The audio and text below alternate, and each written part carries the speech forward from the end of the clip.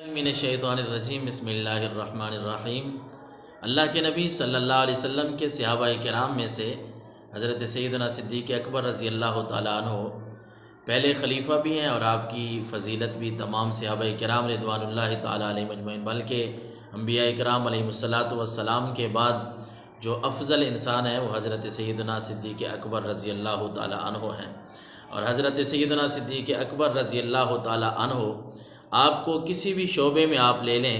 آپ کا ایک انوکھا انداز ہے کہ صدیق اکبر کی اگر خودداری کی بات کریں، حضرت سیدنا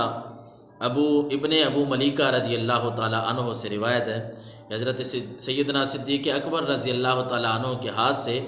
اونٹنی کی نکیل گر پڑتی تو اسے اٹھانے کے لیے آپ رضی اللہ تعالیٰ عنہ اپنا ہاتھ اونٹنی پر مارتے اور اسے بٹھا دیتے۔ اونٹنی کی اگر نکیل گر پڑی ہے، رسی گر پڑی ہے،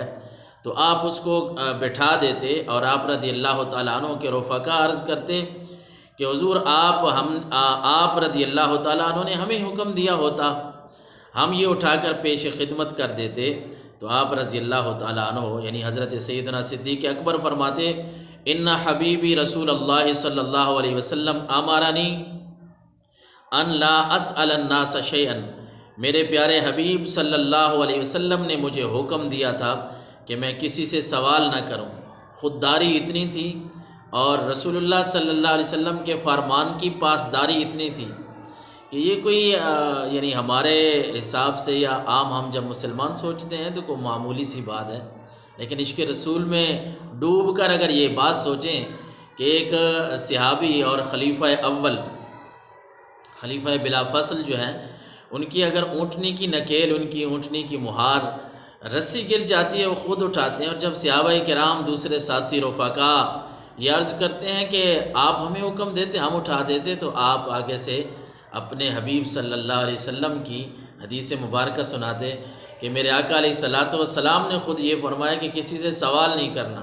محبت کا انداز ہے نا، ایک پیار کا انداز ہے، محبت کا انداز ہے کہ آپ علیہ الصلاۃ والسلام نے جو بات فرمائی ہے اس کو فالو کرنا ہے، اس پہ عمل کرنا ہے۔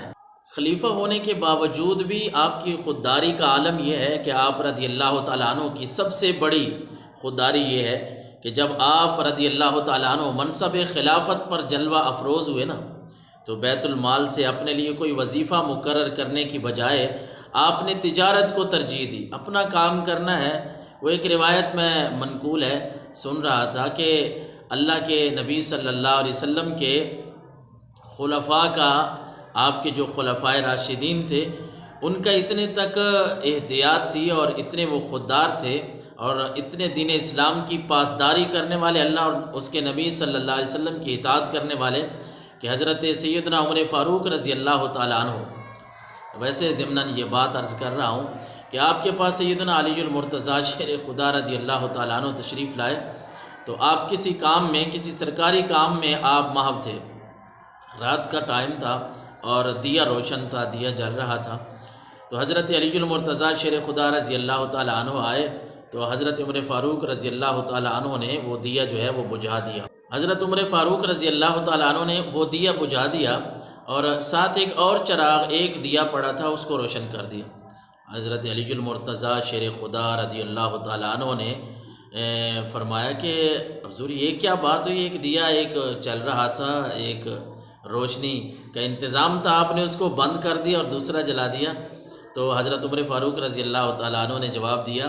کہ علی، آپ اس بات کو اچھی طرح جانتے ہیں، وہ میں سرکاری کام کر رہا تھا، میری ذمہ داری تھی، اور اس دیے میں جو تیل جل رہا تھا وہ سرکاری ہے، وہ سرکاری پیسوں سے تھا، اور میں سرکاری کام کر رہا تھا، تو وہ تیل تو میں استعمال کر رہا تھا۔ اب آپ آئے مجھے ملنے کے لیے، آپ کا کوئی ذاتی کام ہے، میرا کوئی ذاتی معاملہ ہے، ہم نے آپس میں اپنی ذات کے لیے کوئی بات کرنی ہے، تو میں نے اپنے پیسوں سے، اپنی جیب کے پیسوں سے جو تیل خریدا ہوا ہے، میں نے اپنا کام کرنا ہے، تو میں نے وہ دیا روشن کرنا ہے، وہ دیا جلانا ہے۔ اور اسی طرح حضرت سیدنا ابو بکر صدیق رضی اللہ تعالیٰ عنہ نے اپنے لیے کوئی وظیفہ مقرر کرنے کی بجائے اپنے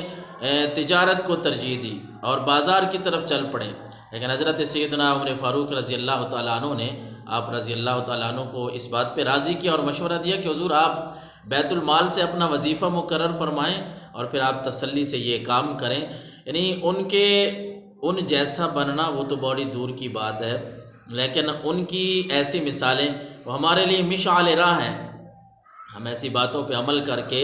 اللہ کی مخلوق کی خدمت بھی کر سکتے ہیں، اور جتنے بھی